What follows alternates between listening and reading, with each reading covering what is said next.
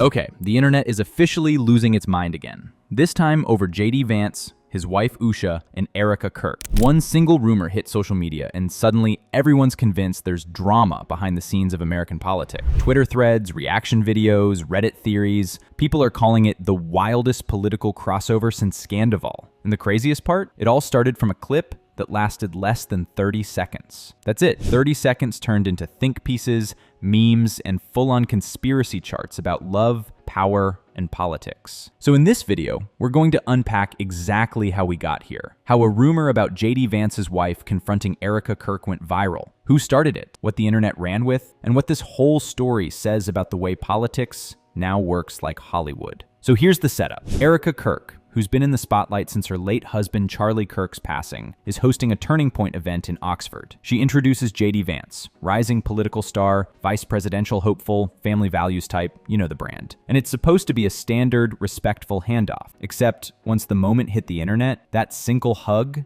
became content gold. Someone cropped the clip, slowed it down, threw in suspenseful music, and captioned it, "This didn't feel friendly." Boom. Instant virality. It spread faster than any policy speech JD's ever given. By the end of the night, there were 3 different angles, millions of loops, and a brand new storyline forming. And remember, there were no statements, no sources, no receipts, just people feeling something from a clip and running with it. That's the magic of social media. It turns vibes into evidence. Once those first few reaction posts hit TikTok, the rest of the internet went full detective.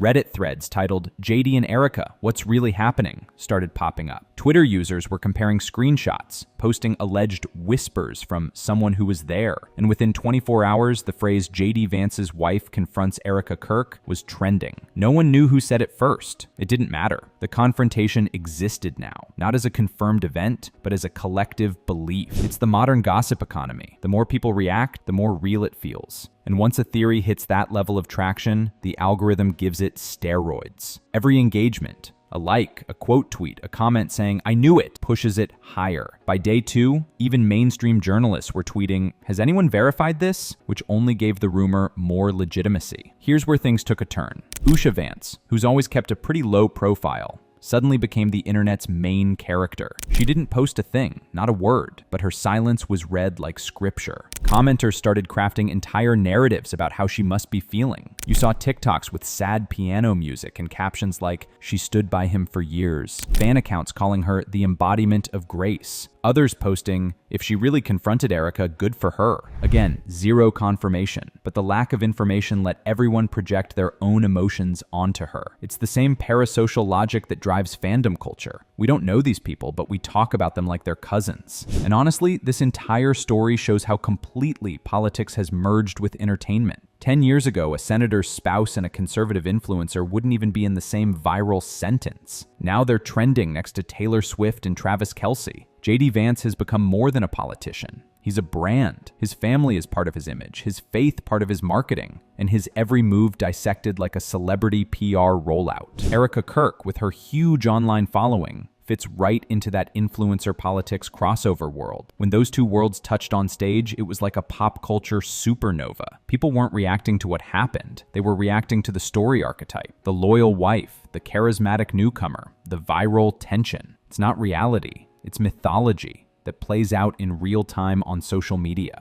If you wanted proof that social media thrives on division, just scroll through the comments. Half the users defended Erika, saying people were reading too much into a friendly moment. The other half insisted the body language said everything. Then a third camp jumped in to say this was just sexist, that women in politics can't exist without being linked romantically to men in power. Every reply fed the fire. Reaction YouTubers started doing 10-minute breakdowns titled "The Hug That Shook Washington." Live streamers spent hours arguing about who was in the wrong. It became digital theater, outrage as entertainment. When traditional outlets finally covered the story, they tried to sound objective. Social media speculates that JD Vance's wife confronted Erika Kirk amid viral hug. That single sentence keeps them safe legally, but still gives audiences the thrill of scandal. Every article quoted anonymous online reactions, giving the rumor more reach. Cable panels debated the optics. Suddenly, What started as TikTok gossip was being treated as a cultural flashpoint. That's the feedback loop. Social media creates drama. Mainstream media covers the social media drama. The coverage validates the drama. More people click. Pretty soon, the story stopped being about two individuals and turned into a broader argument about image and morality in modern politics. Commentators on both sides weaponized the clip to make cultural points. Conservative voices argued that critics were disrespecting a grieving widow and a Christian leader. Progressive pages said it exposed hypocrisy in family values branding. Everyone twisted the same footage to fit their worldview. For JD Vance's supporters, silence meant dignity. For his detractors, silence meant guilt. No new facts emerged, just interpretations stacked on interpretations until the whole thing became a mirror reflecting everyone's own biases. You might be wondering, why do these stories grab people so hard? It's because they tap into the same emotions that make reality TV addictive: curiosity, jealousy, judgment, and relief that it's not happening to us. When people talk about a politician's marriage like a plotline, it gives them emotional distance from real political issues. Instead of arguing policy, they gossip. It feels lighter,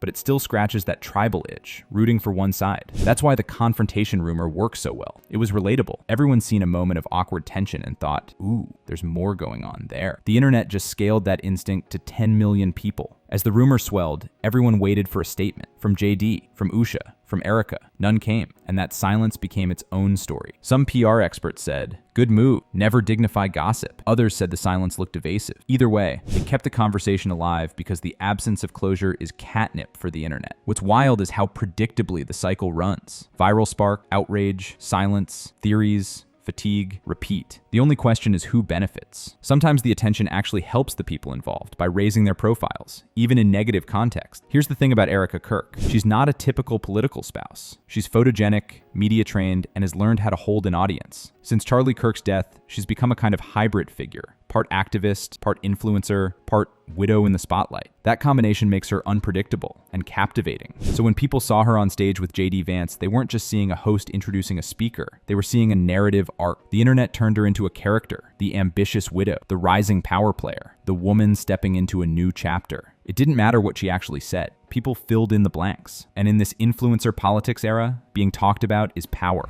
Meanwhile, JD Vance was having the weirdest week of his life. He's a sitting senator with serious political ambitions, married to a woman who's famously private and intellectual. Then suddenly, his name is trending next to phrases like viral hug and Erika Kirk chemistry. For a guy whose brand is built on Christian family values and old school Midwestern discipline, that's a nightmare. Or maybe a test. His team knows perception is everything. If he looks defensive, the rumor grows. If he jokes about it, it looks flippant. So what does he do? He does nothing. The safest play in modern politics. But the internet filled that void with its own story. Usha confronted Erika backstage. That line, even without evidence, gave people the drama they were craving. Now, let's talk about Usha, because the audience practically crowned her the hero of this saga. She didn't tweet, she didn't post, she didn't even show up publicly. But that silence, it got romanticized. People posted side-by-side photos calling her the calm before the storm. Commenters said, she's too classy to clap back. She just moves in silence. That narrative turned her into the personification of quiet strength. Ironically, Usha didn't need to do anything. The rumor did the work for her. She became a symbol of dignity in the age of chaos. The loyal wife versus the rising widow. It's messy, it's unfair, but that's how the internet tells stories now. Morality plays with real people as characters. Now that the noise has slowed down, you can feel both camps trying to reset. JD's team quietly re-emphasized his family narrative, church appearances,